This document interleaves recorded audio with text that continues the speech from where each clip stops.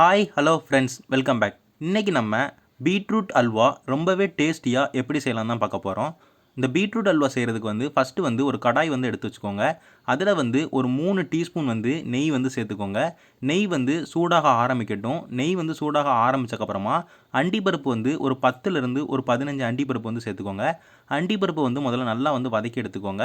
ஸ்டவ்வை ஓரளவுக்கு மீடியம் ஃப்ளேமில் வச்சு அண்டிப்பருப்பு ஓரளவுக்கு டார்க் ப்ரௌன் கலருக்கு மாறுற அளவுக்கு இதை நல்லா வதக்கி விட்டுக்கோங்க.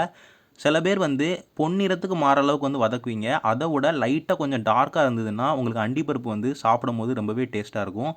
அதனால் அண்டிப்பருப்பு லைட்டாக ஓரளவுக்கு கோல்டன் ப்ரௌன் கலர் வந்தோடனே நீங்கள் கிறிஸ்மஸ் பழத்தை சேர்த்துக்கோங்க. கிறிஸ்மஸ் பழம் ஒரு 10 கிறிஸ்மஸ் பழம் சேர்த்துக்கிறேன். கிறிஸ்மஸ் பழத்தை சேர்த்து ஒரு 30 செகண்ட்லேயே உங்களுக்கு கிறிஸ்மஸ் பழம் ஓரளவுக்கு பலூன் மாதிரி மாறிடும். அதே நேரத்தில் உங்களுக்கு அண்டிப்பருப்பும் ஓரளவுக்கு நான் சொன்ன மாதிரியே டார்க் ப்ரௌன் கலருக்கு மாறிடும். இப்போ இந்த அளவுக்கு இந்த ரெண்டுமே மாறினக்கப்புறமா இதை ஒரு பவுலுக்கு மாற்றி வச்சுக்கோங்க.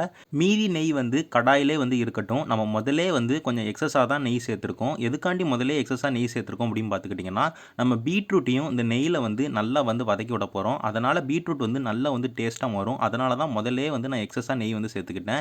இப்போ நான் பீட்ரூட் எடுத்துக்கிறேன். பீட்ரூட் ஒரு 450 கிராம் பீட்ரூட் இருக்கும். ஃபஸ்ட்டு ஒரு 500 கிராம் பீட்ரூட் அதில் நம்ம தோல் சீவி அதுக்கப்புறமா சீச்சக்கப்புறமா ஒரு 50 கிராம் குறைஞ்சி இது 450 கிராம் இப்போ இருக்கும். இந்த பீட்ரூட்டை இந்த நெய்யோடு சேர்த்து ஸ்டவ்வை லோ ஃப்ளேமில் வச்சு ஒரு 4 நிமிஷத்துக்கு நல்லா வதக்கி விடுங்க. இந்த மாதிரி வதக்கி விடுறது ரொம்பவே ஒரு முக்கியமான விஷயம். சில பேர் பீட்ரூட்டை போட்ட உடனே பால் சேர்த்து அதை வேக வச்சுருவாங்க. அப்படி செய்கிறத விட நம்ம முதல்ல இந்த பீட்ரூட் நெய்யில் நல்லா வதக்கி விட்டுக்கிட்டே இருக்கணும். வதக்கி விட பீட்ரூட்லேருந்து தண்ணி நல்லா விட ஆரம்பிக்கும். அதே நேரத்தில் பீட்ரூட்டும் நல்லா சுருங்க ஆரம்பிக்கும். அதே நேரத்தில் பீட்ரூட்டும் லைட்டாக வேக ஆரம்பிக்கும். இந்த மாதிரி நம்ம வதக்கி விடுறதுனால பீட்ரூட் நெய்யோடு சேர்ந்து நல்ல ஒரு வாசனையும் தரும். அதே நேரத்தில் நல்ல ஒரு மணமும் தரும்.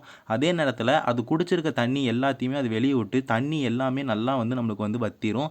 அந்த அளவுக்கு வத்தினக்கப்புறம் தான் நம்ம பால் சேர்த்து வேக வைக்கணும். அப்போ தான் நம்மளுக்கு நல்ல ஒரு டேஸ்ட் தரும். இல்லைனா பீட்ரூட்டோட வாசனை அதில் இருந்துக்கிட்டே இருக்கும். அதனால் நான் சொன்ன மாதிரி முதல்ல நெய்யில் இந்த பீட்ரூட் ஒரு 4 நிமிஷத்துக்கு நல்லா லோ ஃப்ளேமில் வச்சு வதக்கி விட்டுக்கோங்க. ஹை ஃப்ளேமில் வச்சு வதக்குனீங்கன்னா உங்களுக்கு அடி பிடிச்சிரும். அதனால் லோ ஃப்ளேம்லேயே வச்சு நல்லா வதக்கி விட்டுக்கோங்க. வதக்கி முடிச்சக்கப்புறமா நம்ம பால் சேர்த்துக்கலாம். பால் ஒரு 400 ml பால் நான் சேர்த்துக்கிட்டேன்.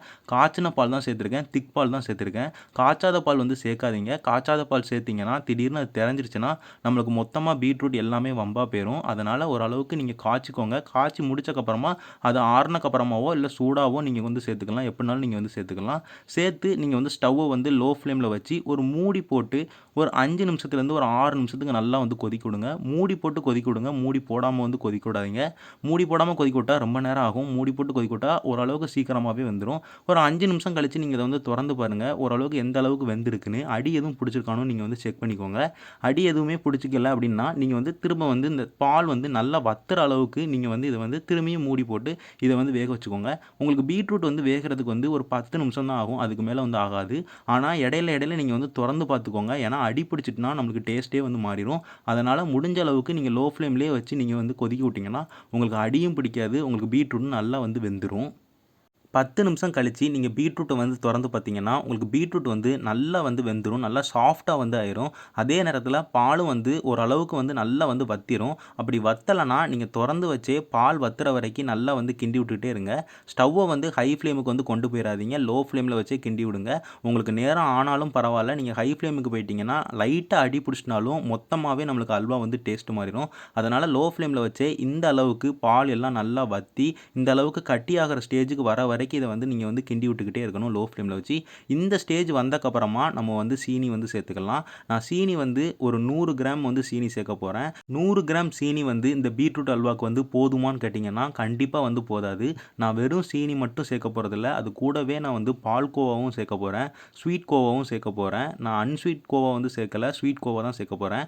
அதனால் நான் சீனி 100 கிராம் சேர்த்துக்கிட்டேன். நீங்கள் பால்கோவா சேர்க்கலை அப்படின்னா நீங்கள் ஒரு 140லேருந்து ஒரு 150 கிராம் நீங்கள் சீனி சேர்த்துக்கிட்டிங்கன்னா உங்களுக்கு இனிப்பு கரெக்டாக இருக்கும். நான் சீனி சேர்த்து நல்லா தண்ணியாக ஆரம்பிக்கும் முதல்ல. அதுக்கப்புறமா அது கட்டியாகிற வரைக்கும் நான் கிண்டி விட்டுக்கிட்டே இருந்தேன். ஒரு 2 நிமிஷத்துலேருந்து ஒரு 3 நிமிஷத்துலேயே உங்களுக்கு நல்லா கட்டியாயிரும். லோ ஃப்ளேமில் வச்சே கிண்டி விட்டுட்டுருங்க. நீங்கள் நல்லா சீனி சேர்த்து கட்டியாக ஆரம்பித்தக்கப்புறமா நான் முதலே சொன்ன உடனே பால்கோவா நான் சேர்க்க போகிறேன். பால்கோவா ஒரு 80 கிராம் நான் சேர்க்குறேன். பால்கோவா எதுக்கு இந்த அல்வாக்கு நீங்கள் அப்படி கேட்டிங்கன்னா நம்ம செய்கிறது வந்து பீட்ரூட் அல்வா. பீட்ரூட் அல்வாவில் வந்து ஃபஸ்ட்டு வந்து அந்த டேஸ்ட்டும் நம்மளுக்கு வந்து சில பேருக்கு வந்து பிடிக்காது. அதே நேரத்தில் அதோட வாசனையும் வந்து நம்மளுக்கு வந்து பிடிக்காது.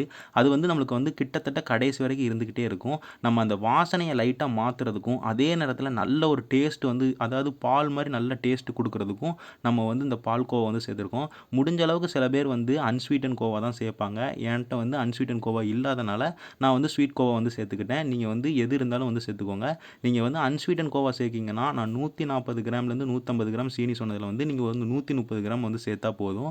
நான் இப்போ வந்து ஸ்வீட் கோவா சேர்த்து அதை வந்து நல்லா வந்து மிக்ஸ் பண்ணி விட்டுக்கிட்டேன். மிக்ஸ் பண்ணி முடிச்சக்கப்புறமா கடைசியாக வந்து நெய் வந்து 2 டீஸ்பூன் வந்து சேர்த்துக்கிறேன். நெய் வந்து இந்த அல்வாவுக்கு வந்து ரொம்ப வந்து சேர்க்காதீங்க. பொதுவாக அல்வானா நெய் வந்து நல்லா இருக்கணும். ஆனால் இந்த மாதிரி ஒரு அல்வாவுக்கு வந்து நீங்கள் வந்து நெய் ரொம்ப சேர்த்திங்கன்னா அது வந்து திகட்ட வந்து ஆரம்பிச்சிடும். இந்த மாதிரி அல்வாவில் வந்து நம்ம நெய் ரொம்ப கம்மியாக சேர்த்தாலே போதும். அது இனிப்பே வந்து நம்மளுக்கு நல்ல ஒரு டேஸ்ட் வந்து தரும். நம்ம வந்து மாவை வச்சு ஒன்றும் அல்வா செய்யலை. நம்ம வந்து ஒரு காய்கறியை வச்சு வந்து அல்வா செஞ்சுருக்கோம். அதனால் வந்து நம்மளுக்கு வந்து நெய் வந்து ரொம்ப தேவையில்லை. நெய் வந்து 2 டீஸ்பூன் சேர்த்து நல்லா வந்து கிண்டி விட்டுக்கோங்க. அதுக்கப்புறமா கடைசியாக வந்து ஏலக்காய் பொடி வந்து ஒரு 1/4 டீஸ்பூன் வந்து சேர்த்துக்கோங்க. அதுக்கப்புறமா முதல்லே நம்ம வறுத்து வச்ச நட்ஸை வந்து சேர்த்துக்கலாம். இது 2த்தையும் சேர்த்து நல்லா வந்து மிக்ஸ் பண்ணி விட்டுக்கோங்க. இப்போ இருக்கிற ஸ்டேஜிலேருந்து கூட கொஞ்சம் நேரம் வந்து கிண்டி விட்டு ஓரளவுக்கு இறுக வரைக்கும் நீங்கள் வந்து வெயிட் பண்ணுங்கள். ஓரளவுக்கு இந்த மாதிரி நல்லா வந்து இறுகிருச்சுன்னா நீங்கள் வந்து ஸ்டவ்வை வந்து ஆஃப் பண்ணிடலாம். ரொம்ப வந்து இறுக விடாதீங்க. ரொம்ப இறுகிருச்சுன்னா அதுக்கப்புறமா நேரம் ஆக ஆக நம்மளுக்கு வந்து ரொம்ப இறுகி சாப்பிட்றதுக்கு வந்து ரொம்ப கஷ்டமாயிரும். இந்த மாதிரி ஸ்டேஜில் இருந்தாலே போதும். இது வந்து பெர்ஃபெக்டாக இருக்கும். இந்த ஸ்டேஜ்லேயே வந்து நீங்கள் வந்து கடைசியாக நான் முக்கியமாக ஒரு பொருள் வந்து சேர்க்க போகிறேன். அதை வந்து நீங்கள் சேர்த்துக்கிட்டிங்கன்னா உங்களுக்கு வந்து இந்த கன்சிஸ்டன்சிலேயே வந்து உங்களுக்கு அல்வா வந்து இருக்கும். அது வந்து என்னென்னா நம்ம வந்து லெமன் ஜூஸ் வந்து சேர்க்க போகிறோம். லெமன் ஜூஸ் வந்து ஒரு 4 ட்ராப்லேருந்து ஒரு 5 ட்ராப் நீங்கள் வந்து சேர்த்துக்கிட்டிங்கன்னா உங்களுக்கு வந்து அல்வா வந்து இறுகாது. பொதுவாக நம்ம வந்து இவ்வளோ சீனி சேர்த்து ஏதாவது ஒரு ஸ்வீட் பண்ணாலே அது வந்து ஆறுனக்கப்புறமா இறுக வந்து ஆரம்பிச்சிடும். அல்வா வந்து இறுகுச்சுன்னா ரொம்பவே நல்லா இருக்காது. அதனால தான் நான் வந்து லெமன் ஜூஸ் வந்து சேர்த்துக்கிட்டேன்.